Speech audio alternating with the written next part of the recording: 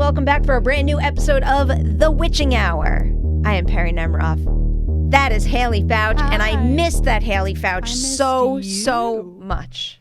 No, I missed you I missed so much. you so much. I just got back from Sundance, so forgive any gibberish I say today. I have not gotten any sleep in a very long time. This is a gibberish-friendly zone. I'm glad you're understanding right now because in fact, I won't take gibberish slander in this room. I am running on fumes right now, the best kind of fumes, because as you well know, I could live in festival world for the rest of my life and be very happy. You're getting, I mean, you're not on every day, but you're getting to one every few months. I know, and I'm so grateful. We had a great year last year with festivals because it was a lot. It was Sundance, South by Southwest. Then I think I went to Overlook. You did. Then we went to North Bend. Yes. And then finished it out with TIFF. Yes, and then I didn't go. You Fantastic Fest. I fantasia'd. I fantastic. Oh, and fantasia'd. Yes. This year, we need to cross over. We need to get us both to Overlook and both to Fantastic. I'm putting those goals into the universe. If the Overlook folks are listening, I am eager to come back, and I am eager for Haleigh Fouch to come with me. Well, we have a good time. I mean, if you're listening, we love doing live podcasts too. that as well. And if they're using the same venues, they have a great spot to do something like that. So, hey, if you guys want us, we're in. I'm going to New Orleans next week. You better come back to me. I didn't trust how I felt at the end of that trip. I think I will. So I'm a little, I'm conflicted about how dangerous it's going to be because I'm like, well, I'm going with pretty responsible people. Like, one of them is in a medical program and one of them is a mother of two. And then I'm like, wait, no, that means this is their time to blow off steam. Oh, boy. Whereas I spend my whole year blowing off steam. I was also thinking, like, you think those people are responsible, but then you put them in New Orleans where to-go cups are a normal thing. And so everybody's, like, inner demons come out. I know. I have, like, goals which are, like, don't faceplant anywhere. Yes. Can I make a recommendation? Yes. This is a terrible recommendation because I don't remember what the place is called, but I could track down the name. There was a bar with fruit-infused vodka. Oh. So it wasn't necessarily vodka with, like, sugary garbage mixed into it. I had a blueberry-infused vodka that was incredible. That sounds super Remind yummy. me to tell you where to go and find that. I'm so excited. It's my favorite place. So we've got quite the agenda today. We're doing a lot of things. I don't know what order we're doing these things in, but you know what?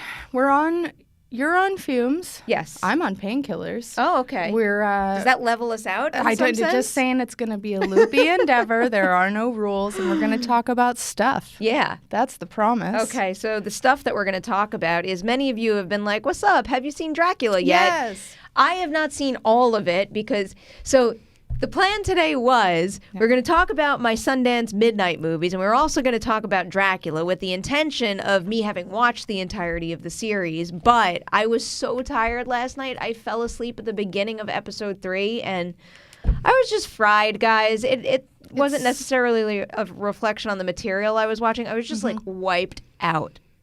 No, and that's fair and fine. You literally, how many hours before that did you get home? So yesterday, I got home in the late-ish afternoon, ran home, took care of Dewey, gave him all the cuddles I could, and then I unpacked, I showered, I prepped for the Missing Link Q&A that we did at the ArcLight last night for FYC, and I jetted over to Missing Link. I watched Mance's Judy Q&A with Renee Zellweger. I got back. I watched all of The Lodge for an episode that's coming your way real soon, and then I put on Dracula, and at that point it was like 1, 2 in the morning, and I was just, I can't. It's too much. You know how I feel about your work-life balance. I know. And you know I'm in no position to talk. I know. Why can't there be, like, I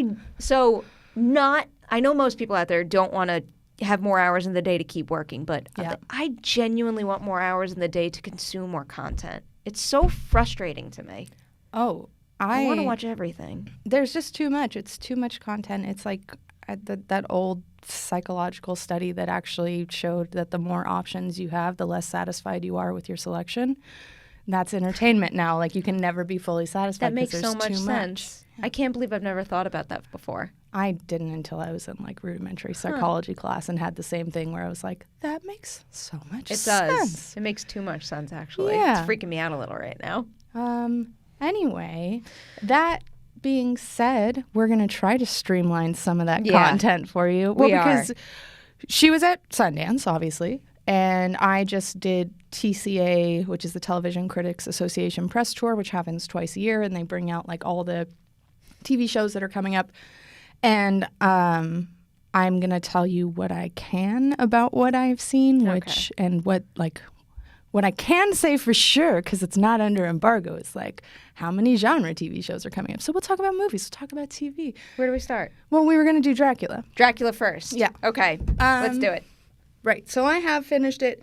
And this is just because, we did say, like, we promise we'll talk about it. And then we got the opportunity to have Richard Stanley, and you just don't not do that. So it got pushed. That was the plan, that episode. And then I pushed Dracula aside, and I watched Color Out of Space instead. Excellent choice. Yeah.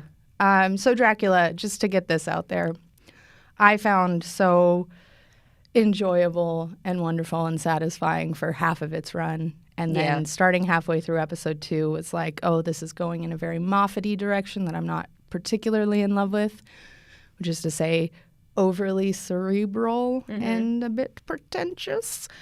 And then episode 3 did a lot of shit. Can I ask you, was the entirety of episode 3 shit for you, or was any of it working?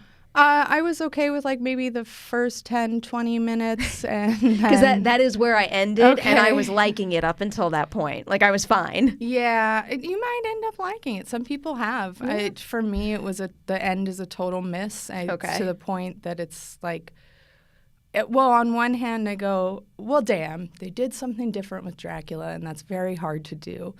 And the other hand is like, but they sure did something stupid. Oh, boy. Yeah, it's a whole lot of choices are made in that episode, and I'm not a fan of many of them or any of them at all. That's unfortunate because that first episode is... Oh, it's so good. That first episode is, like, expertly crafted, though. That might be one of the best new episodes of television or segments of a miniseries, I don't know, whatever you want to call it, that I've seen in a very, very long time. And Dolly Wells amazing is why don't we talk about her more often? Because when I was watching this, it brought me back to, you remember when I went on the set visit for Pride and Prejudice and Zombies? Yeah.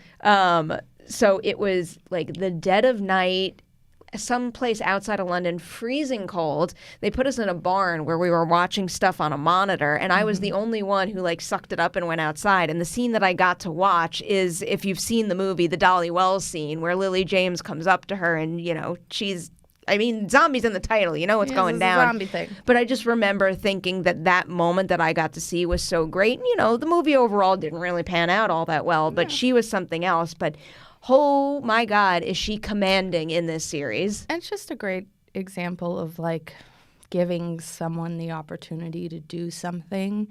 Like she hasn't, I can't attest that I'm familiar with her entire resume, but I've never got to see her do a role quite like that.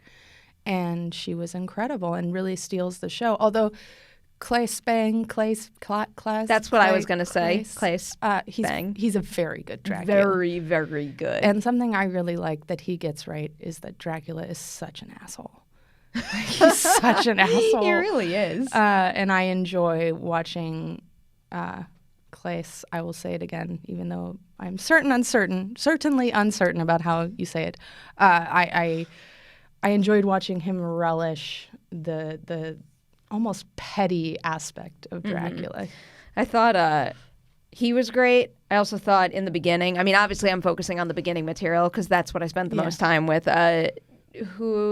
John Heffernan. I thought he was a great Jonathan Harker. I was a little upset with what happened with Morfydd Clark from St. Maud, who we really like. Didn't even realize that was her. No, I put 2 and 2 together pretty quickly, despite that I think it was a wig she was wearing. Wow, she's so good in St. Maud, and I didn't care for Mina in this very much at all. I know, but I think it might have, I don't think it had anything to do with her performance. I think it was a script issue more than anything. I would agree. She just doesn't get much to do but, like, freak out and scream. Yes, and eventually. so this is like such a common problem with his writing. Moffat is like there'll be phenomenal female characters, like we just discussed, Yeah. and then the rest are just what are you doing, my friend? And I feel that very much about the third episode, is where I was like, why though? Yeah. Why are you gonna do that? I'm still gonna watch it though. Do. It definitely left me in a place where I want to continue. Like, I was fighting it last night. I'll Yeah. tell you, I was really trying to stay awake.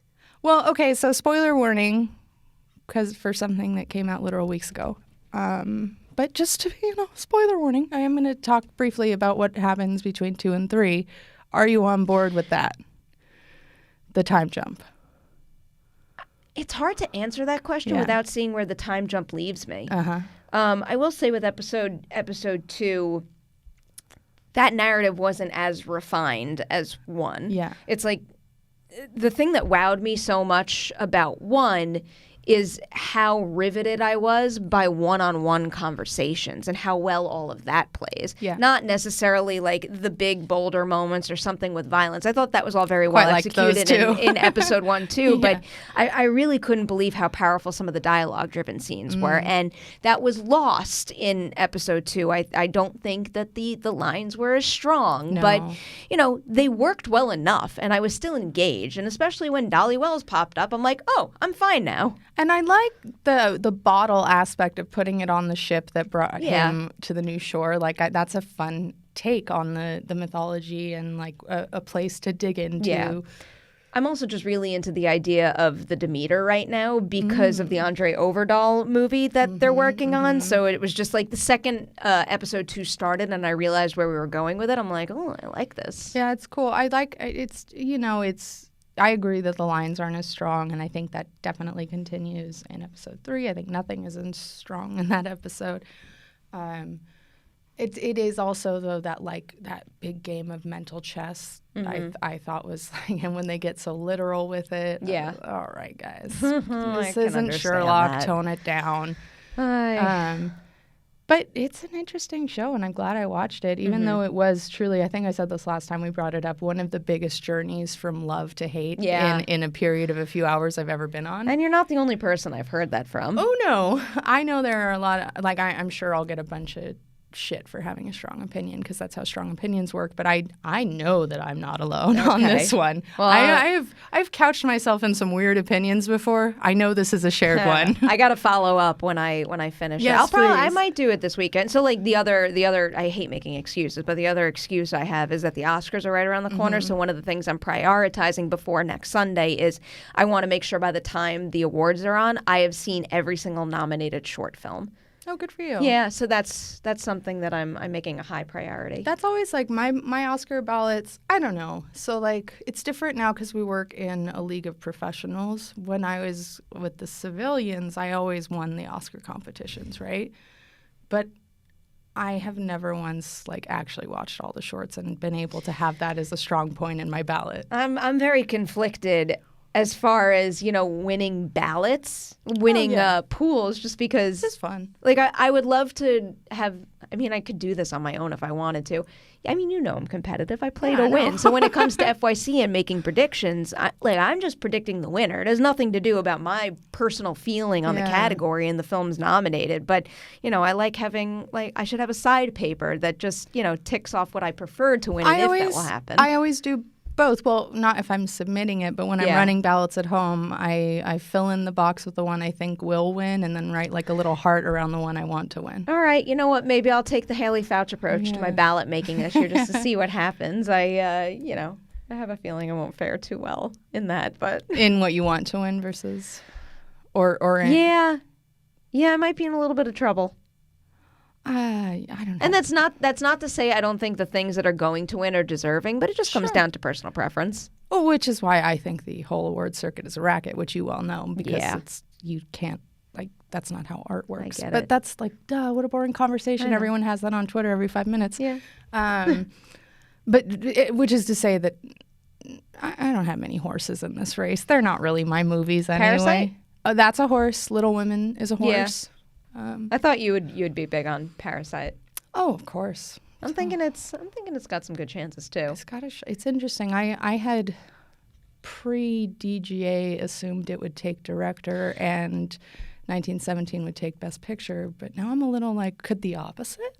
I'm not ready to give up on Bong. He is on such a heat train Yeah, to everyone's like, heart right now. If anyone watched the latest episode of FYC, they know where I stand on this. Because I was with you. I thought he was going to take the DGA win, and 1917 was going to become the front runner for Best Picture. But now that 1917 won the DGA, you know, a lot of those signs might make one think that it's going to be 1917 two times over, and then Parasite would still take the international award. Sure. Which, you know, that would be great too. But I still think, because, you know, when you go to those parties and those screenings, and like even when you just see pictures online after the fact, there is such an enthusiasm in the community for Parasite that people I don't know. love Director Bong. I would like to him. think that when it comes out of the guild competition and it's the entire Academy voting, that one or the other is going to go to Parasite. I'm hopeful. I'm skeptical, and this, like, a lot. I know we've kind of derailed into a second FYC, but I never get to talk about this stuff. I like hearing your thoughts on this. Thanks. I always like think of these things from like sort of a logistics standpoint. When it, like, the reason why I was very confident that none of the horror stuff would break through is because fundamentally Oscar voters don't want to watch horror movies. They'll pass on that screener and watch something else instead. And I wonder how much that's a factor with a subtitled film. I think that's a real possibility. Yeah. I mean, it's one of many factors. It's so easy to forget. Like I say this all the time, that these voters are human beings, and there's very natural, like, behavioral things you have to consider, and, you know, the amount of hours in the day, personal preference. You know, just thinking about the movies that I pushed play on, there were some that I'm like, give me that DVD and I'm going to put it in, and then there were others that, you know, it took a little more work just because I'm not naturally drawn to that kind of material. And I have like very clear strategies for mine, but like I have to block all of my emotional screeners into 1 or 2 days because I don't want to be crying every day in the screener season. Smart how so you plan that I have out. 2 really big crying days and I'm done with it.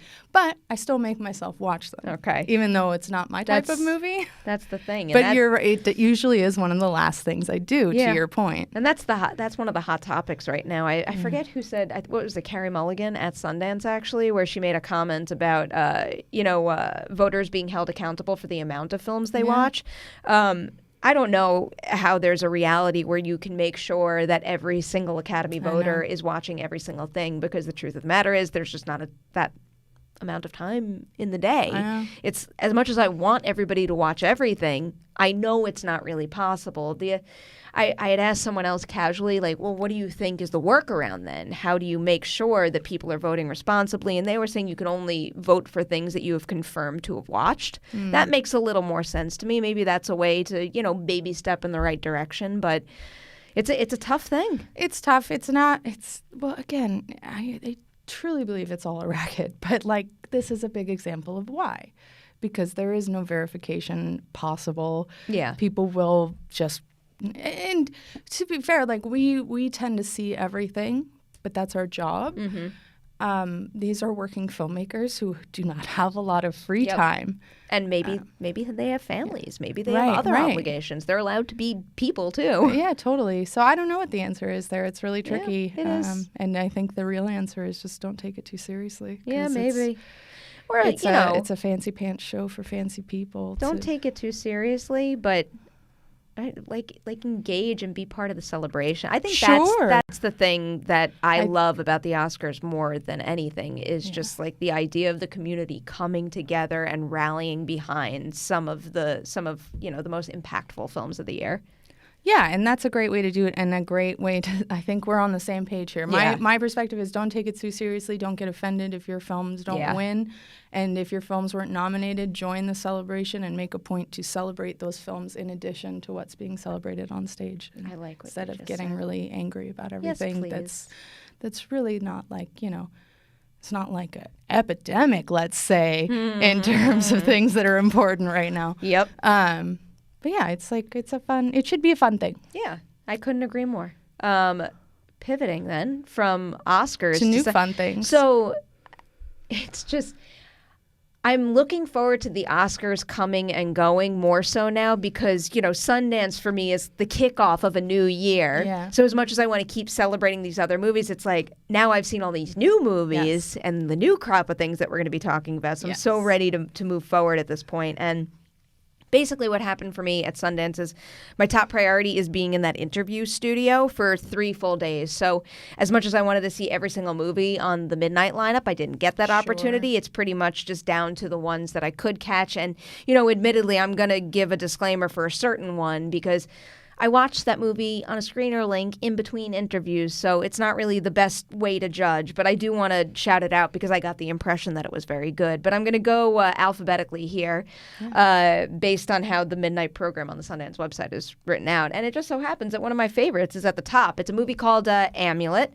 I am going to briefly glance at the synopsis so I don't go too far for this one, but it basically focuses on a former soldier. His name is Tomas, and he's just in a crappy present situation, and he meets a nun played by Imelda Staunton who introduces him to a woman named Magda, who's played by Carla Jury, if anyone saw Wetlands, which scarred me for life. But anyway, he meets her, and she has a house that she lives in with her mother and says to him, if you can, kind of be our handyman and fix things up a little, you could stay here free of charge. It's on the midnight lineup, so obviously something's going on in the house. But one of the things that I found most impressive about this movie, and, it is like you could probably classify it as a slow burn. It's got a very, very deliberate build, but that third act hit me like a ton of bricks. Nice. I just saw your SEO title. I love it. And can you read what the title of my review is? Do you have it there? The review or the SEO title? Yeah, one of the other is fine. Okay, well, the SEO title is Amulet Review. I can't tell you why this movie owns. I got to give Matt Goldberg credit because I was sitting there with Matt and Adam. I'm like, I kept trying to say words about why I liked this movie so much, but I didn't want to ruin anything for anybody. And I will recommend that you go into this movie knowing as little as possible. But when those themes and ideas that director Romola Garay, I only said her first name in the interview, but when all those themes that she's exploring comes into focus as you get deeper and deeper into the mystery, it's like I was like, you're doing that. No, you're doing. Oh my God, you did it. That's the kind of reaction I had to this. And, we're seeing a lot of this in horror right now. And I think it's especially evident in the Sundance lineup this year. Every single movie is a horror story that's exploring something that's either timely or deeply human. And I just love seeing that. You know me, I love a fleeting thrill. I'm thrilled about that kind of thing all day long. Yeah. But I do think that exploring, some challenging subject matter through horror is a really interesting way for someone to kind of, dig into those complexities that they might not be able to get if they're just having a straightforward conversation about those challenges. I'm intrigued. And you know what? I'm happy. I didn't know anything about this movie until I just looked it up. I really like her as an actress, and I always thought she was really underrated. So freaking good. Yeah, so I'm excited that maybe her film career will finally get her the attention she deserves. I think in my review there's a whole paragraph about, if after this she doesn't become a household name or just get like another bigger, like a role that's more in the spotlight, something's wrong with the world. He's really good too. Both of them. We might be talking about different people. Oh, I'm talking about Romola Garai. Oh yeah, because she's got What did she do again? She's done a bunch of things, but oh my God, there's something on the tip of my tongue though. I know her best from Dirty Dancing Havana Nights. Thank you. But that's one of the things. Some people might say Atonement is her best known. Okay. It's like, what is happening there? Yeah. But I always thought she was really underrated as an actress and kind of didn't get the roles she deserved. So I hope that her directing career gets her the attention. I thought you were talking about Carla Jury, who some might remember from Blade Runner 2049 also. But, she's just an actress that hasn't really gotten the biggest things, maybe in Hollywood more so than anything. Yeah. But I think it's only a matter of time before some big production scoops her up because she's phenomenal. Nice. I'm very curious. All right, moving down the list. I didn't see Bad Hair, sadly. I think Jeff saw it, though. He might have a review up on the site. It for us, yes. I do really want to see that. This next one, though, is the one that I'm going to put the disclaimer up for. It's His House, Remy Weeks's feature directorial debut. And this is the one where I was lucky enough to get to do an interview for it, but there's not enough hours in the day at Sundance, so I was basically watching my screener in between doing others. And I will say, even with that having happened, this was good. This is another thing that tackles some very serious subject matter through horror. It is... Yeah, seeing the words refugee. Yeah, I mean, I'm just going to read the beginning of the synopsis on Sundance to give you a picture here. Many refugee stories end in the same place, a safe, if slightly bewildering new home, and that's where His House begins with a Sudanese couple arriving in a... Different energy. Couple arriving in a quiet English town for their happily ever after, but as their acclimation process falters, we realize that there's more to blame than cross-cultural misunderstanding. Things begin to go disastrously wrong, screaming nightmares wrong, blood magic wrong, and then it gets much, much worse. It's a very, very accurate, well-written description right there because, yeah, I'm glad they include blood magic because that's one of the elements that really intrigued me. And this is another one with next-level performances here. We had, I'm gonna pronounce their names right. Just not gonna. It's tradition. Sope Derisu. He was so wonderful in the movie, and he was such a delight to talk to. And I know her first name is Wunmi, and I believe the last name Masaku, but I actually saw another movie she was in at TIFF that hasn't come out called Sweetness in the Belly. It was one of the ones with Dakota Fanning and Yahya Abdul-Mateen II, and she was in it too, and I had flagged her performance in that movie, a supporting performance in that, and when I saw her again in this, she's another one that I would put her name on a list to watch out for, and if she does not take off in the very near future, like something criminal is happening in this world, she is so good, and the two of them are so good in this movie where a lot of what happens in this rides so heavily on their chemistry and seeing that evolve because, you know, we all know we like to be good, strong human beings, but then when you're faced with really challenging, terrifying things, that's when you start to see the cracks in someone's composure and watching the cracks in their individual composure, but also how their relationship breaks down throughout. I mean, you got to watch the two of them in this, and I have to sit through this entire thing in one sitting because... Yeah. I just gasped because I saw that she's going to be in Lovecraft country, so I'm betting your prediction about her blowing up might come around that time. She is something special. I can't emphasize that enough right now. Nice.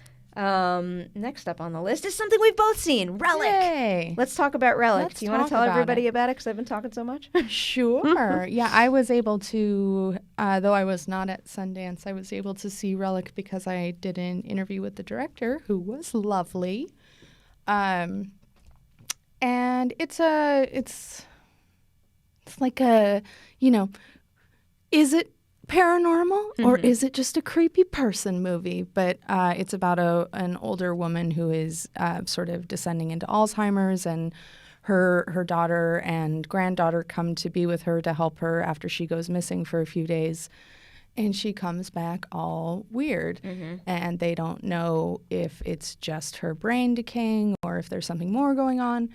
And I liked it quite a bit. I find that's maybe I would say an undertapped area of existential horror is the way we all lose our minds when we get old, and I thought she did a really nice job with that. Yeah, that was one of my favorite interviews of the entire festival too. I just found that she's a delight. That the whole group though, it was the director Natalie Erica James, and it was also the stars of the movie, Robin Nevin, Emily Mortimer, and Bella Heathcote. And I also think one of the smartest things to have done in this story was to tell this story about someone in that situation through 3 generations, where you can see how all 3 of them react to it and how it changes them. I thought that made the whole thing even more powerful. This is also one of those movies that I definitely started, even though it's a trim movie, which I appreciate, I felt the length a little bit at times, and then at the end, it all really brought it home for me. And in particular, that 3 generations thing really struck me. This is another one where they really knock it out of the park with the third act. Yeah, and I honestly can't wait to talk about that in detail whenever it does come out, because there's such special Amulet, stuff. I can't wait to talk about that in full. And I would,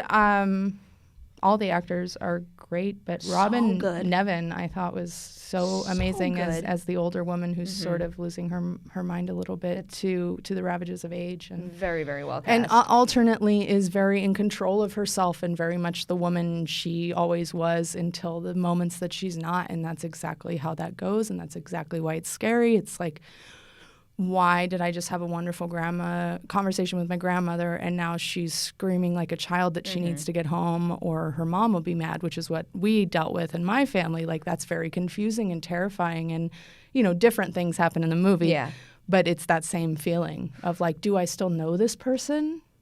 This goes into that category of, I don't know what it is right now, but it seems like everybody's, I keep calling it thoughtful horror because I haven't come up with a better descriptor, but it's, it's like a horror movie thrill, why many people want to go see horror movies to begin with, but with so much subtext and meaning that it doesn't let you forget it after. And it can actually, I think, benefit you as far as processing those things after the fact. Hugely agree. Which is why, when we return to the conversation of like how young should people be exposed to scary things, I'm always in favor of pretty young because it helps you process things. Yeah.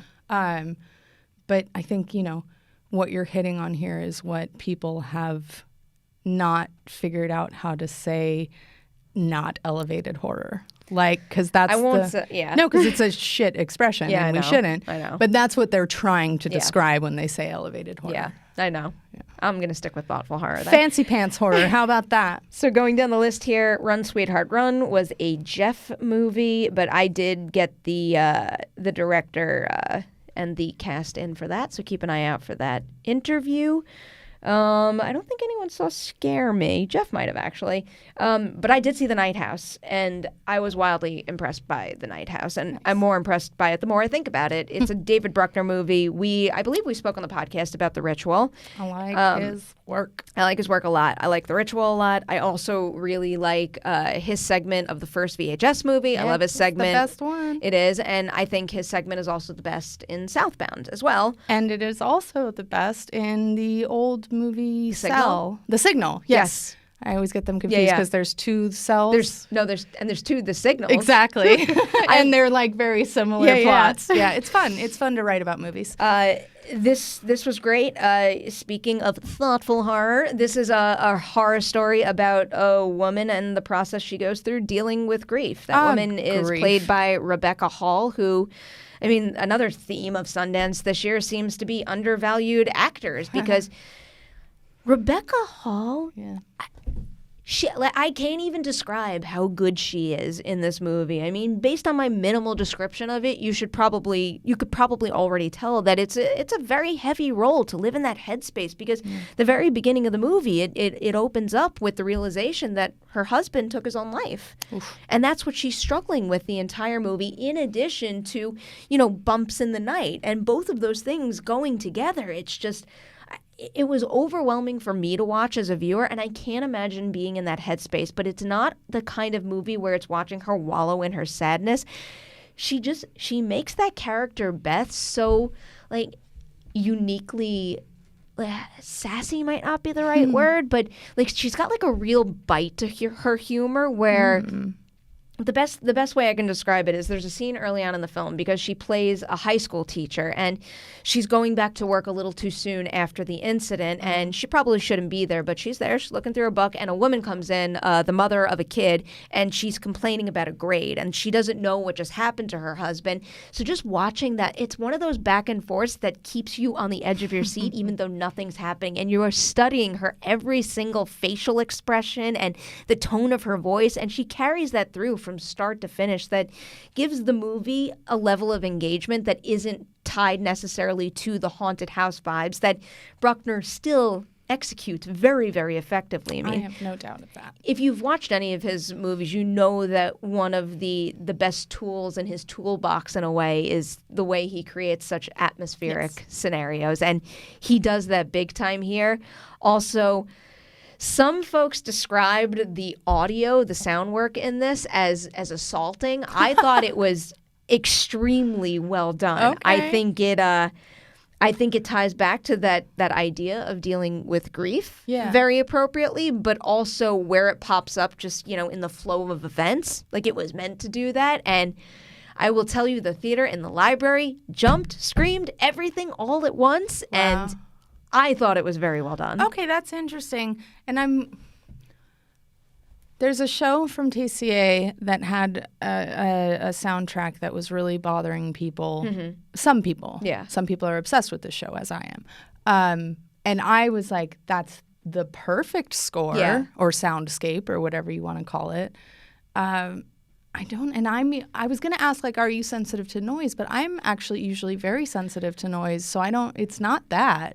I guess I'm probably, I would say I'm a little more sensitive to noise than other things. I get very, like, overwhelmed by loud noises in public and crowded spaces and things like that. But I just, sometimes when it's in a movie, it's or a TV show, it needs to happen. I don't necessarily get overwhelmed, but I just like I find it unpleasant. Sure. But this was earned unpleasantness, if that makes any sense. It does, because that's how I feel about the show. This one was also a very big sale at Sundance. It went to Searchlight. I think they bought the worldwide rights for, a good chunk of money. So that's a good thing. Look how effortlessly you just say Searchlight. No more I know. Fox. I'll tell you, it was especially weird in Downhill, because I saw the movie Downhill, Will Ferrell, Julie Louis-Dreyfus, and that was the first time that when the title card came up, I ever saw just Searchlight. And, even though I knew the change had happened, seeing that, it was, like a little pang. A little jarring. Yeah, a little bit. Interesting. And then The Nowhere Inn is the St. Vincent movie, and I believe Jeff also saw that as well. Before we move on from The Night House, I wanted to confess something. Uh-oh. I never understood why people were so all about Rebecca Hall for a very long time. Truly, I wasn't seeing it. Yeah. And I tried very hard. It was Professor Marston and the Wonder Woman, where I was like, she's wonderful. I think the reason that I'm so passionate about singing her praises is because of the possibility, which I hope this doesn't happen, of a 1-2 punch of seeing work in this follow work that was so undervalued, like her performance in Professor Marston. And I feel that way about the entirety of that movie.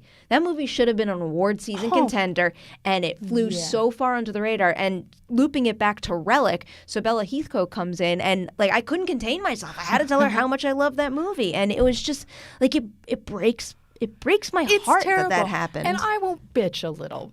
I, in fact, tried really hard to get a screener link for that film for consideration in a queer critics group. And was it Anna Perna who was doing it? They would not provide links for awards consideration.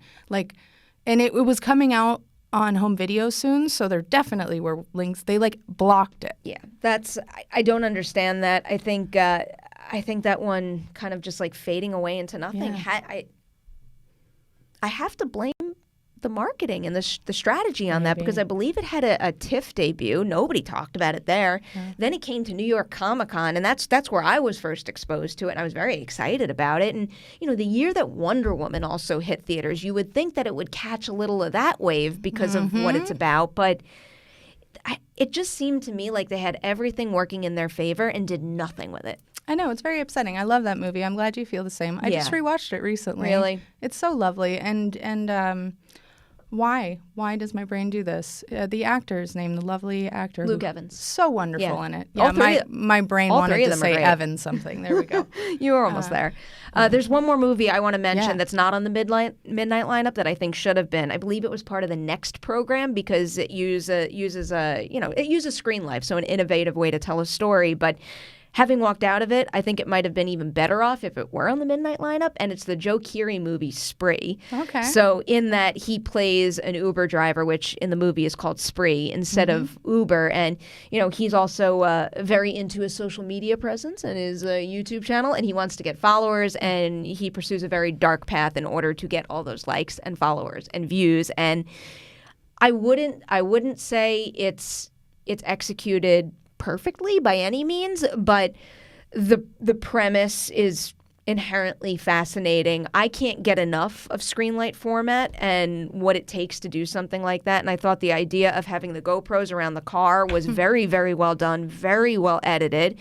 I think there are some tonal issues with it where, you see something like that and it either has to be high octane, fun, scary, or you take it seriously and more grounded and it goes super dark. And I think they're trying to play both games with it. Yeah. So sometimes the dark feels, like nasty, like unpleasant instead of thoughtfully dark or like fun craziness. You know what I mean? I do. But there are moments where it works really well. There's some great set pieces in it. And Joe Keery just, continues to prove that he's a delight on screen no matter which way he goes with his roles. But this is, it's a showcase for him. He's the entire movie, and I think he's great in it. Nice. I'm curious. I did not know about that one until just now, and I do enjoy the screen life format. So. Oh, I love it. I don't think this one has sold yet, but I would be shocked if it didn't because it seems like a pretty easy play in that respect.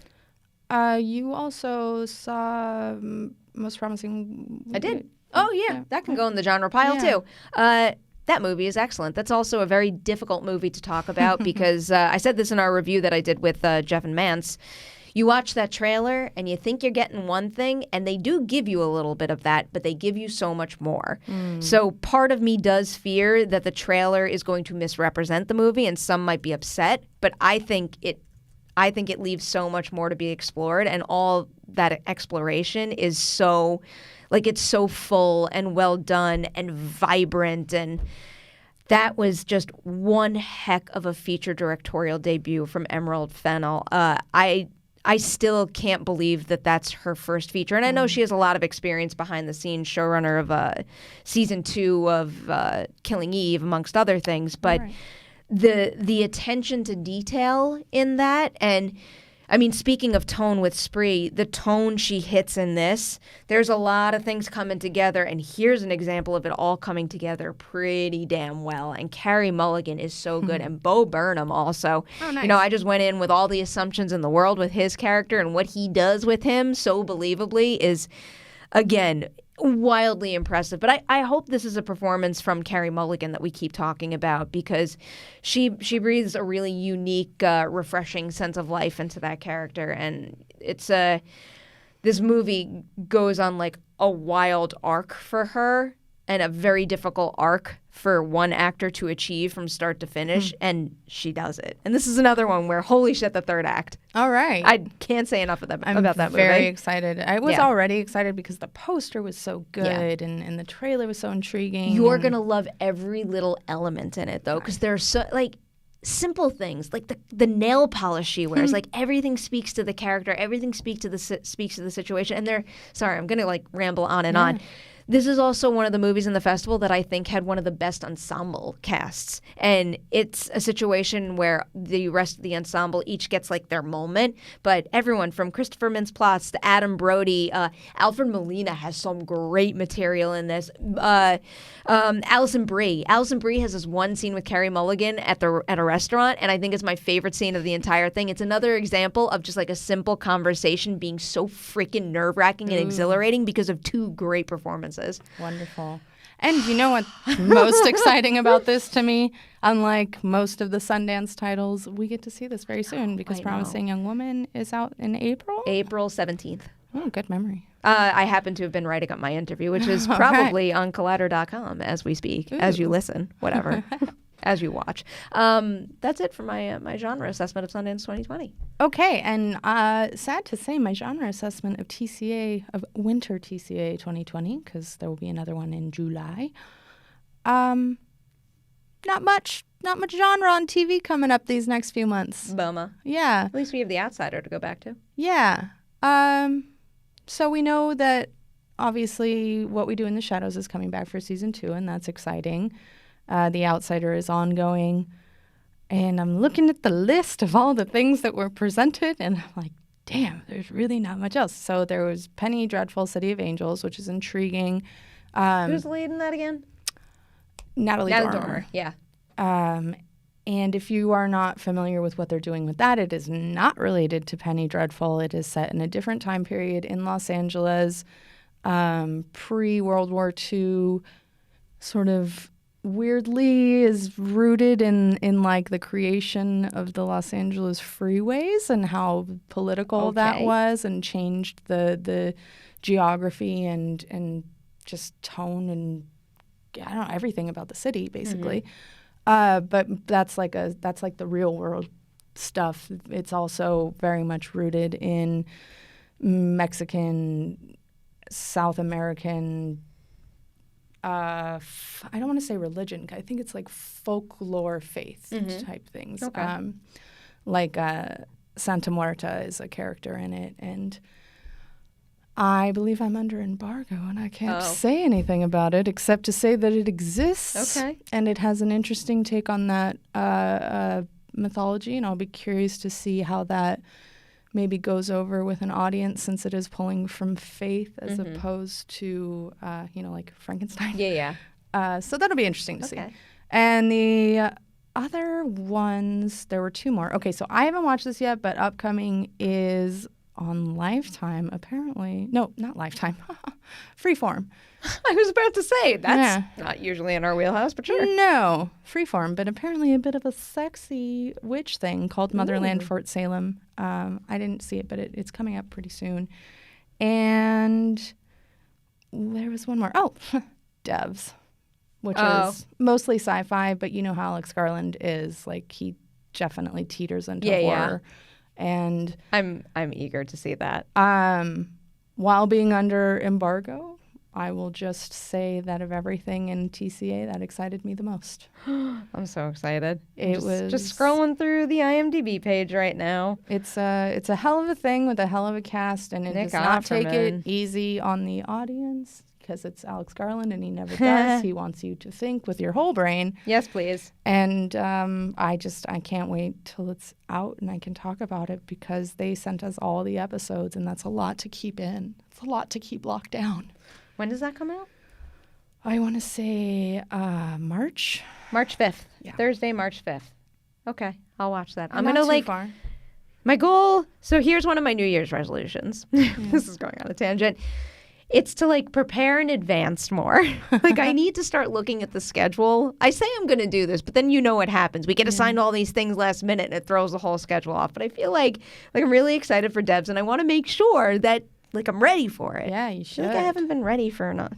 Well, shit, Perri. Can someone just I don't know, drill something into my head and just put all the content in oh gosh, rapid probably fire? not. I know. So someone said something about it was something with a phone earlier, and I don't know. It's one day it's gonna a text message will just be reading your brain and just write it out that way. I bet. Yeah. Black Mirror. Very Black Mirror. Very Black Mirror. That's it for today, right? That's about the scene. So that's it for today.